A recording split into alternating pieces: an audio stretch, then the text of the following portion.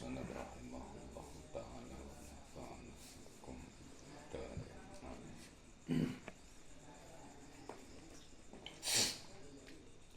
Bismillahirrahmanirrahim wa amal makna tafwidi sejanapun utai maknane tafwid pasrah iku fakot kola mengko temen-temen dawuh sapa batu syukhina setengah pira-pira guru kita rahimahullah wa kang utawi makna tafwid iku tarku ikhtiyarima ninggal milih perkara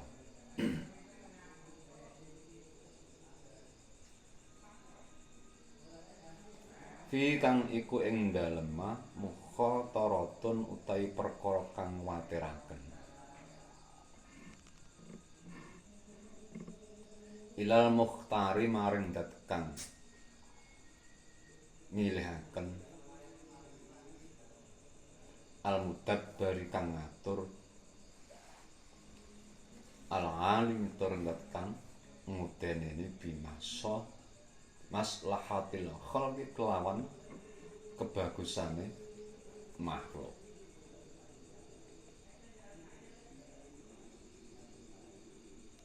La ilaha kang ora ana pangeran iku maujud ilah wa kejaba al-mukhtar.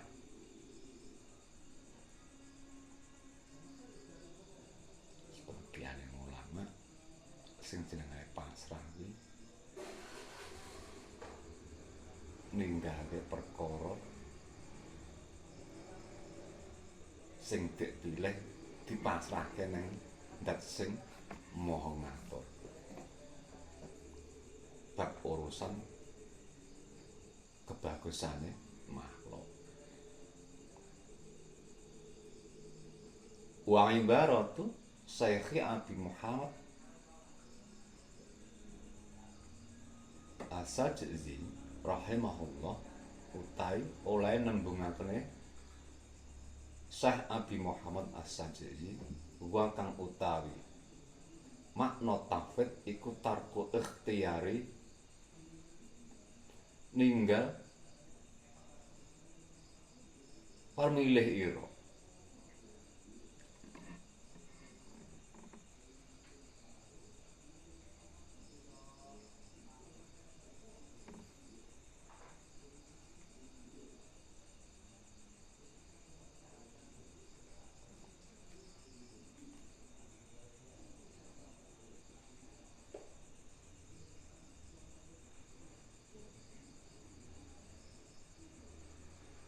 al-mukhatirati ing perkara kang den pilih ngalal mukhtari ing atase dat kang milihaken liyakhtara drapun milih sapa al-mukhtar laka maring sira mak ing perkara huwa kang utahi maku khairun luwih bagus laka kedue sira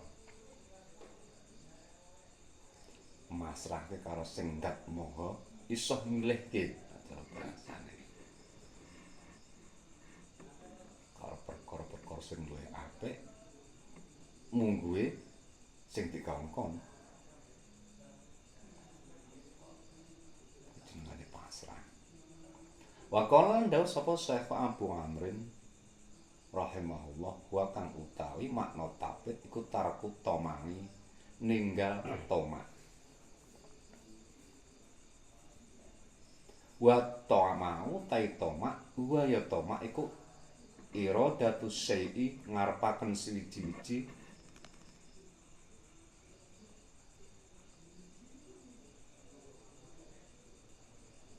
al-mukhatiri kang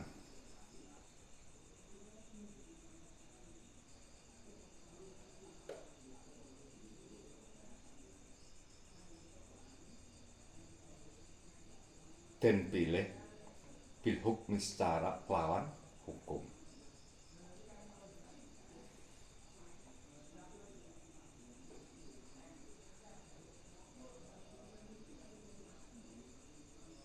Fahadihi mongko utawi iki dawuh iku ibaratul masyaikhi tetembungane pira-pira guru. Ana sing ngomongke sing jenengane maknane pasrah kuwi ninggal tomat. Ninggal ngarep-ngarep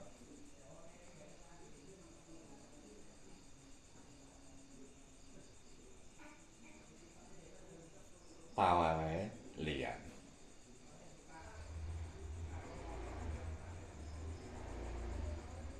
Waladi utai perkara nakul kang ngucap sapa musun kang maring sira iku ana tafwid temen sedune pasrah iku irodatun ngarepaken ayah fadha yen to ngreksa sapa Allah Gusti Allah ngalaika atase sira masa lihaka ing pira-pira kebagusan ira Fima ing dalam perkara latak manukang ora bisa sentosa sapa sira fi ing dalem al-khatra ing muatiraken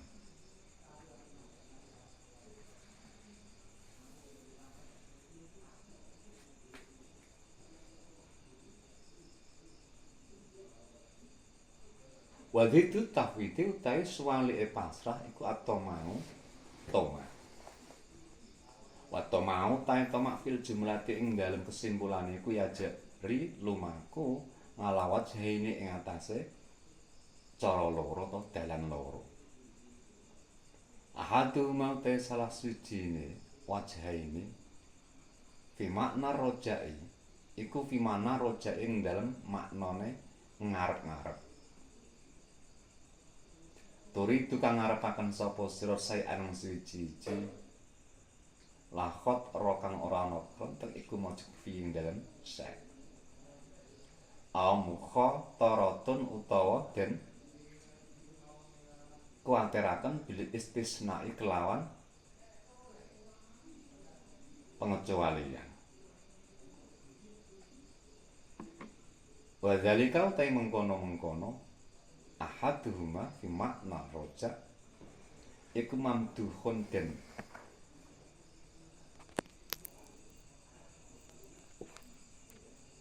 lem ghairu matmumin kang ora den wada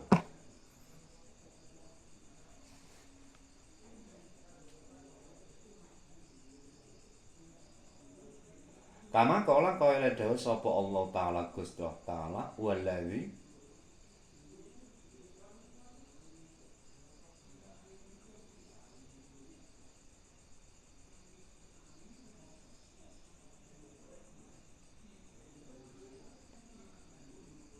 demi zat at ngama kang ngarep-ngarep sapa ingsun aya gufira yen to ngapura sapa lambi li maring ingsun khoti ati ing keleputan ingsun yaumad dini ing dalem dina kiamat.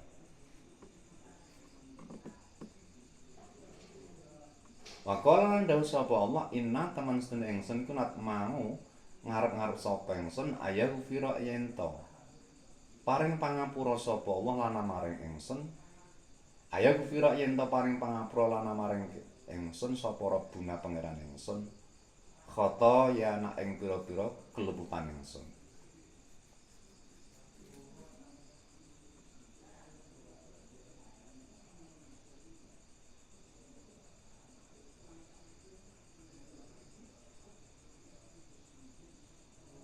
Kecuali tomak neng pangeran. Sing contoh ngarep-ngarep pawae pangapurane pangeran. Wahadal kismu tawi kikilah dum-duman iku laisa ora ana apa hadal kismu ora ana minas kang perkara nahnu kang utahe kita fi ing dalem iku bisa pilih netepi kelawan dalane. Hauna ing dalem kene panggonane bab pasrah. Tomak sing dielem. Tawa ngarep-ngarep sing dielem kuwi ngarep-ngarep karo pangapurane pangeran. Wal sane utahe kaping pindho to mangun tomak ngarep-ngarep matmu kang den wada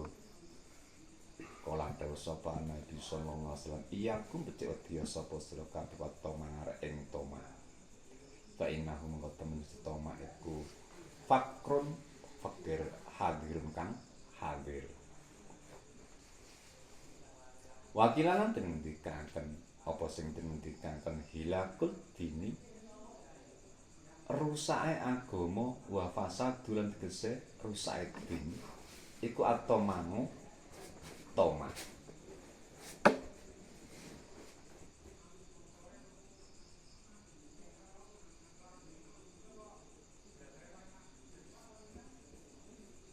wa milakuhu utawi sakone din iku alwarong wirong sing ndadekke rusake agama kuwi toma. Sing dadi cagake agama kuwi warok.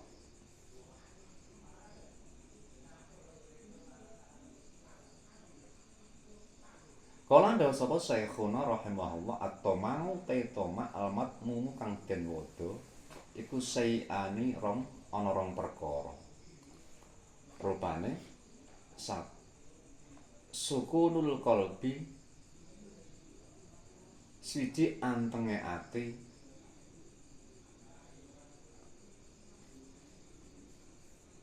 ila manfaaten maring kemanfaatan masku katen kang den mamani.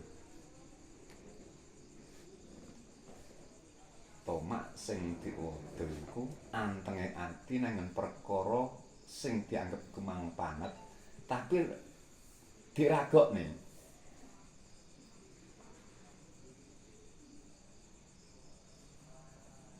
Ora yakin.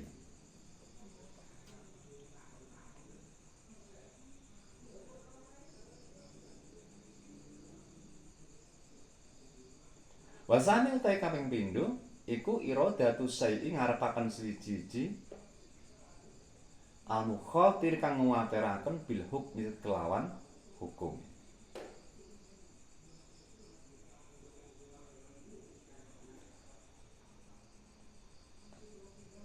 Tomak sing nomor loro ngarepe sesuatu sing nguwatirke secara hukum.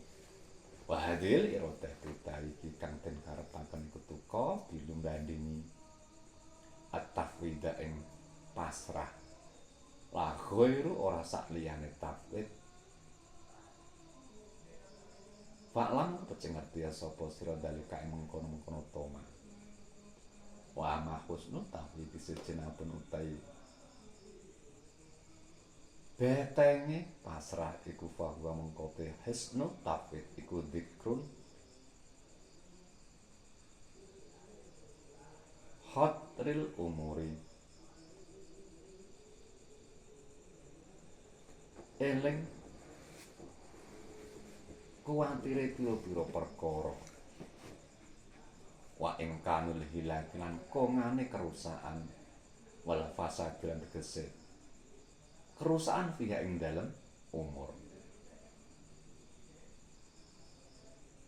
Wa hisnu hisnihi utawi betenge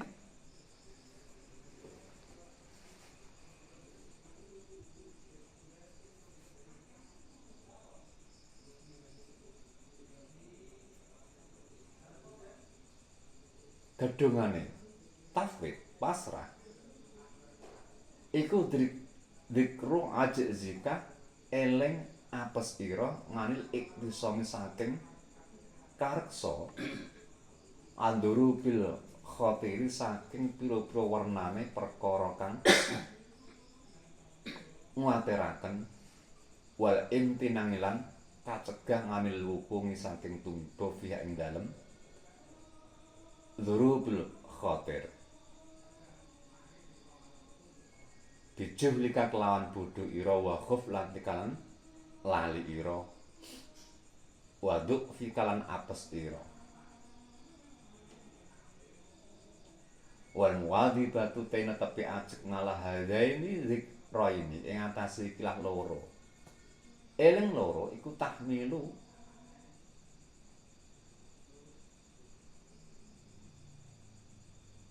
Ndorong apa muwadzibah ka ing sira ngala tafwidil umuri antase masrahaken pira-pira perkara kuliah sakabehane umur ilallah maring Gusti Allah Subhanahu wa taala.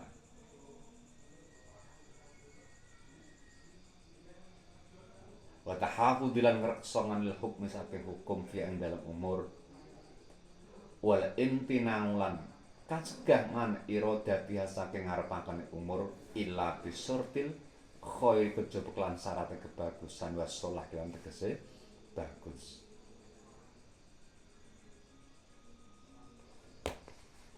Fahadihi mongko ta iki jumlah iku hadi jumlah kang aku.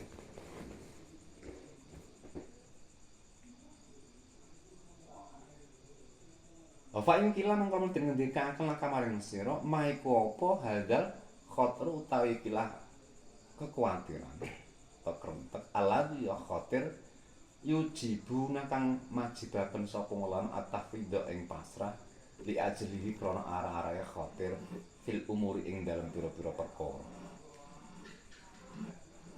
Fa'lam mengko ngerti sapa sira inal khatra temen sunne krentek fil jumlah ing dalem kesimpulan iku khotrone ana krentek loro. Rupane khotrun siji krentek sakun kang asaku kang mana. Bi ana kelan taman setuhune.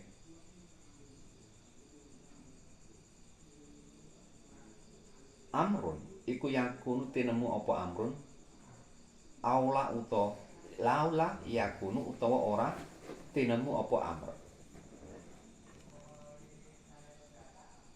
Wa inna kalan taman sira iku tasilu tumeka sapa sira ilahi maring amr. Aula tasilu utawa ora tumeka ilahi maring amr.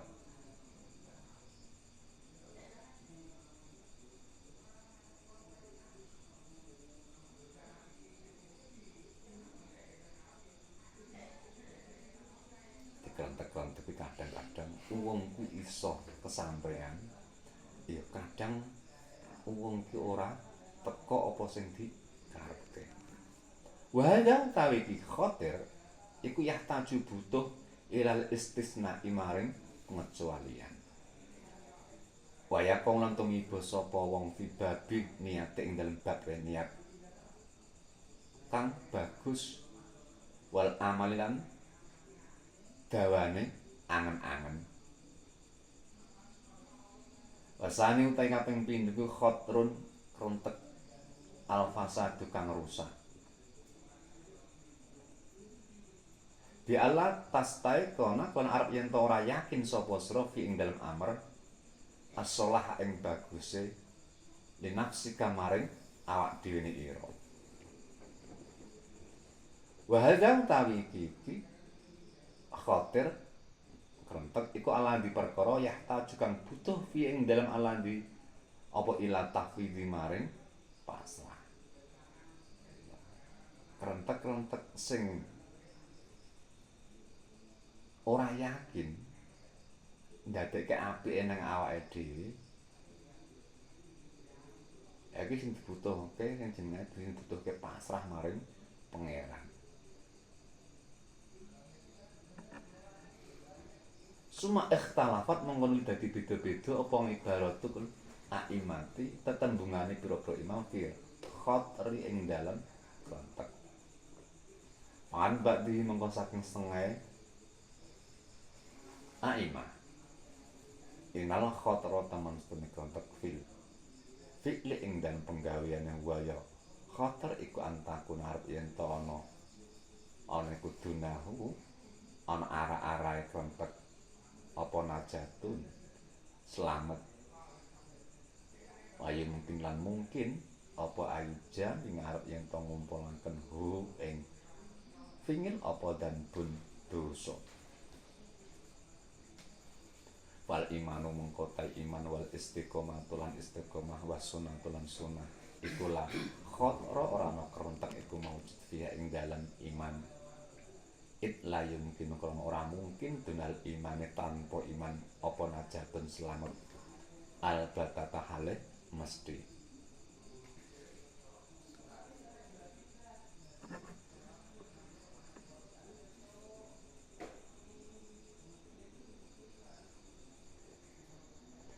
istiqomatu ta istiqomah iku lajan ora bisa ngumpulaken hak ing istiqomah apa danbun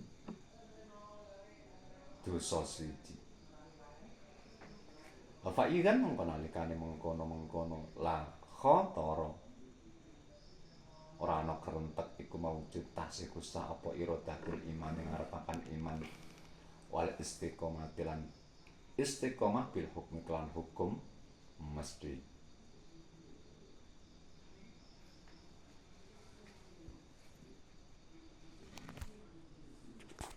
Wa qala ndawa sapa al istadu rahimahullah al khatru utai krontek fil fi'li ing dalem penggawean iku ma perkara kang mungkin apa ayu taradhar yen to den perlawani fi ing dalem khatir apa ma perkara yakunu kang ana apa al istighol ketungkul bil aridi lan perkara kang anyar iku aula luwih utama minal aqdami saking ngejoni ngala dalikal fi'li ing atase mengkono-mengkono penggawean. Wadhalika utai mengkono-mengkono khatir iku yang kang tumita fil mubahati ing dalam pira-pira perkara kang den wenangake. Wasunani lan pira-pira sunah wal faraid lan pira-pira fardhu. Ala karo ana ta ora ningali sapa sira anaman temen sedaya tadha yak kang rupek ngali antesiman apa waktu salat wektune salat. Wa qasada nejo sapa siman ada aha ing nekani salat fangarodo mongko anyar teka lahu maring siman apa harikun sapa harikun wong kang kobong au ghorikun utawa wong kang keren yumkunu kang mungkin hu ing man apa ingki ing qadu nyelamatakene siman pale istigholu mongko ketungkul bi ingki yadi bi ingki diklan nyelamatakene siman iku aula luwih utama minal iqbal katimbang madhep ngalah salatihi ing atase salate siman.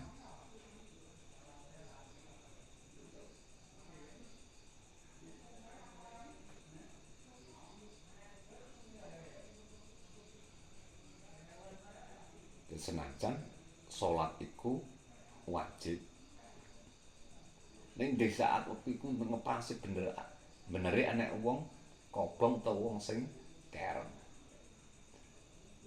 Ya kuwi ninggalke salate nyelametke wong sing nulungi wong sing keren utawa sing kobong. Iku luwih utama. Cara bahasane.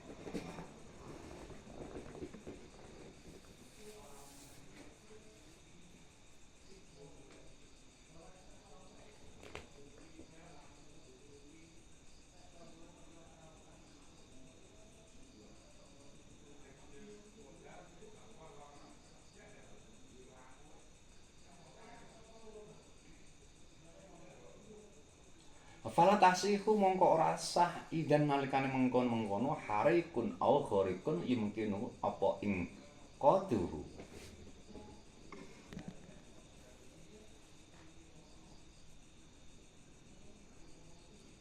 Apa iradatul mubahati ngarepaken perkara kang den wenangken wa nawafil lan pira-pira kesunahan wal kasiran perkara akeh minal faraid saking pira-pira fardhu bil hukmi kelawan hukum mesti.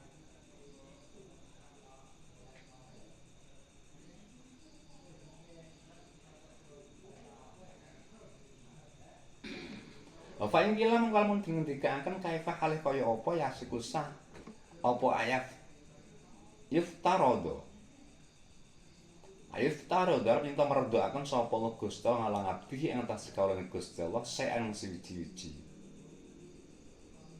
Wayang dolan ngancam sapa Allah ing ngabdu ngalatarki ing atase ninggal sa sumalayakunu mongko nuli ora ana kuwi lagi ngedhe poso lakon bagus fi fi'li ing dalem nglakoni sa. Iki saleh diomongke.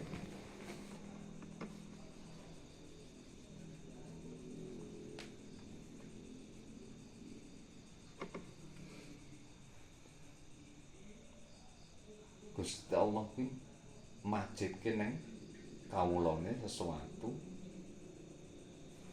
ya Gusti Allah ya ngancam nang kawulane nak sakandane ninggal sesuatu. Terus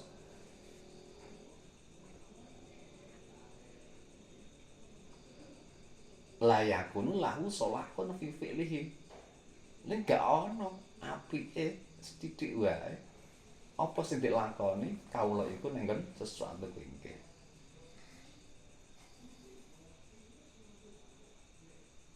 Wis penglakoni ngene, macet ngene. Nek ora nglakoni ngene diancam ngene. Ning nek sakandane nglakoni gak ana apik-apike blas. Dalah apa? Nek enek apike saka Gusti Allah, nek enek klerune saka awake dhewe. Lah kok ngono piye iki? Ya bahasane kan ngono. Sing macet ki ya Gusti Allah, nek kleru diancam, ning nek enek apik Gusti Allah. Enak itu.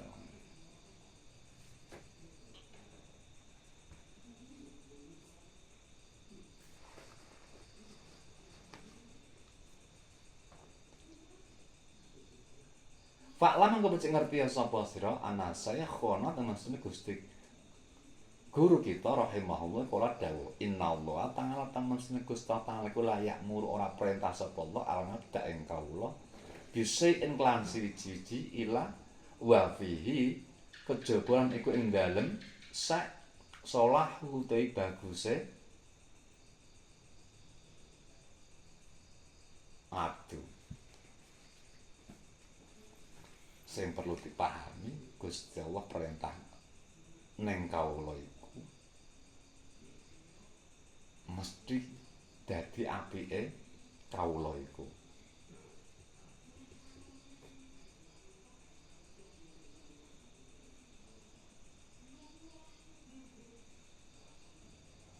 Ida tajaroda nalikane nyepi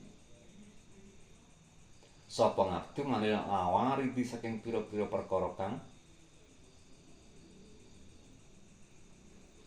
dewi manil awarid saking pira-pira perkara kang ngalang-alang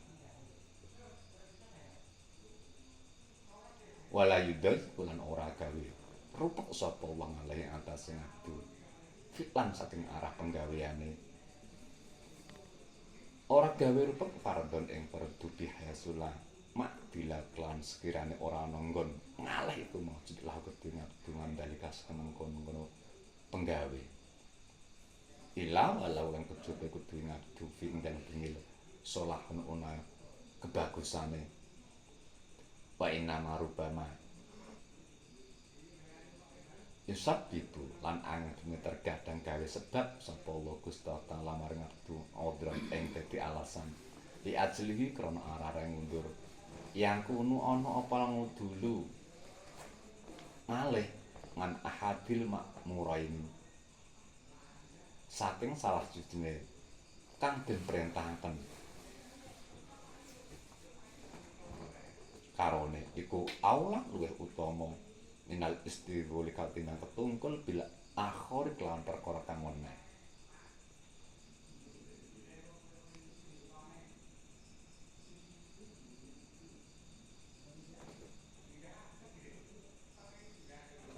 Wa inama rubama kama kaya keterangan dakana kang nutunaken sapa ing mesun fayakunu mongko ana sapa ngabdu kala fidalika ing dalem mengkono ngalih iku maklurun den gawe alasan bal maju ron balik den ganjar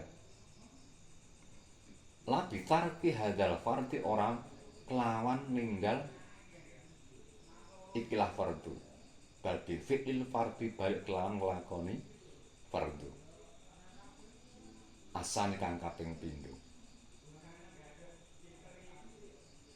alawi ya fardhu sani wa kang utek asane iku aula luwih utama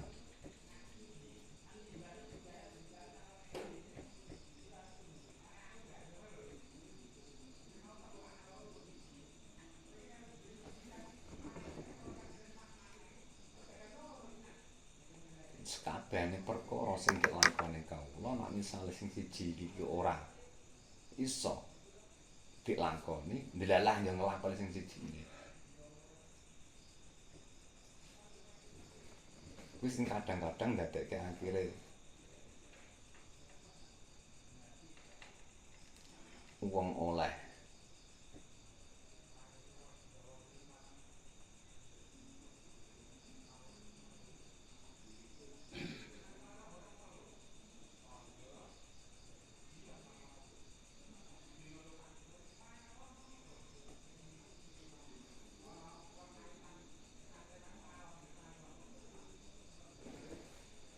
kebagusan mergane ya ora mergo sing ditandhangi iki sampurna ora.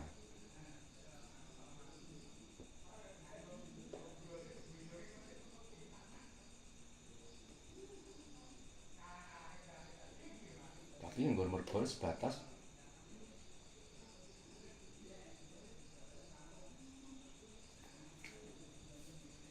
nglakoni apa sing dadi sebabe.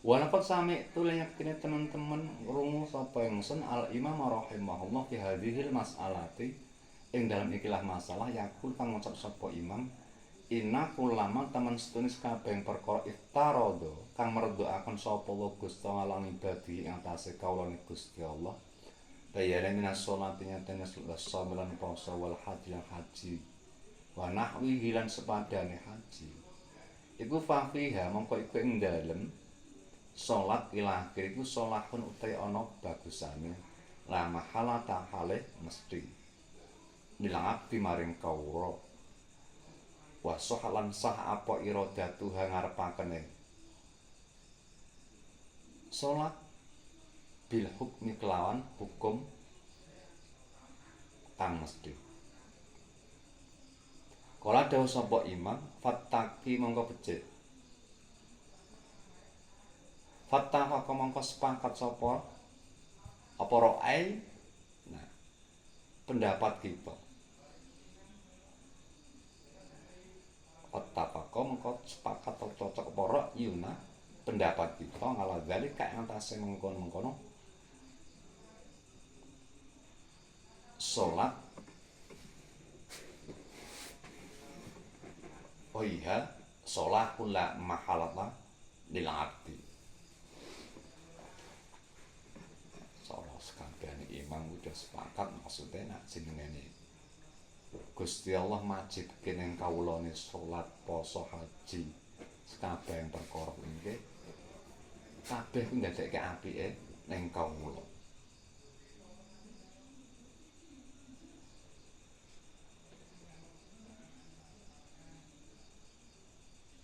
Fabagia mengko tetep apa al mubahatu pira-pira perkara kang dinalaken wa nafilu lan pira-pira sunah idan nalikane mengkono sepakat fi hadzal hukmi ing dalam ikilah hukum termasuk perkara sing mubah utawa perkara-perkara sing disunahke wis kabeh perkara kuwi nek Gusti Allah ki meng gawe aturan iki kabeh kanggo kawula iku mesti akeh apike sing kabeh sebatas ngono.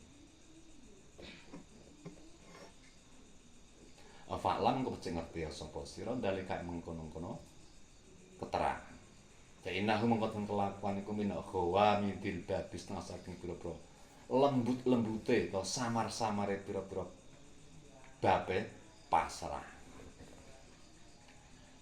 Cara sing perlu dipahami urusan bab pasrah kuwi mung rumit napa cara bahasane kudu kanggo pemikiran-pemikiran sing lembut karena samar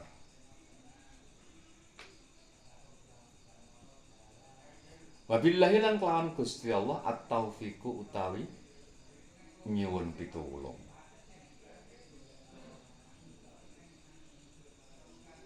Fa in qila mongko lamun dingendikaken hal ya'manu al mufawwidu al hilaka wal fasad.